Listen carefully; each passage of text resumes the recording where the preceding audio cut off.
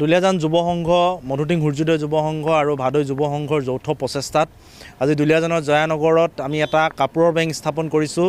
এই কাপোৰৰ বেংকটো দুটা ভাগত ভাগ কৰা হৈছে। ইয়াত যিসকল ব্যক্তিয়ে বস্ত্ৰ দান কৰিব বিচাৰে, ব্যৱহাৰ কৰা বা নতুন বস্ত্ৰ সেইসমূহ তেখেতসকলে ইয়াত দান কৰিব পাৰে, তাৰ কাৰণে এটা বেলেগকৈ ৰখা হৈছে আমি জমা ৰখা ঠাই।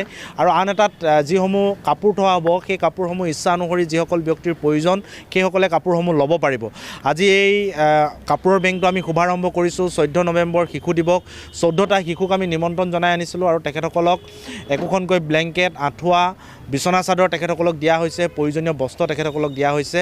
আৰু আজিৰ দিনটোতে যথেষ্ট লোকে সঁহাৰি কৰিছে, আমাক সঁহাৰি জনাই বহুতে ঘৰত থকা ব্যৱহাৰ নোহোৱা কাপোৰসমূহ, বহু লোকে নতুন বস্ত্ৰ ইয়াত দান কৰিছে আৰু যিসমূহ বস্ত্ৰ আমি প্ৰয়োজনীয় লোকসকলৰ হাতত তুলি দিবৰ কাৰণে চেষ্টা কৰিছোঁ।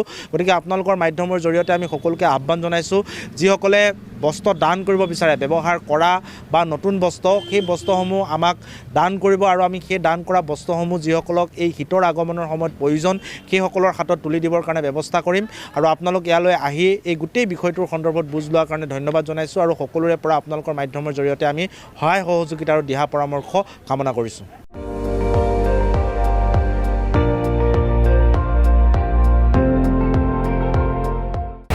আপুনি চাই আছে ND24, সৰ্বশ্ৰেষ্ঠ নহয়, সৰ্বোত্তমৰ দৌৰ।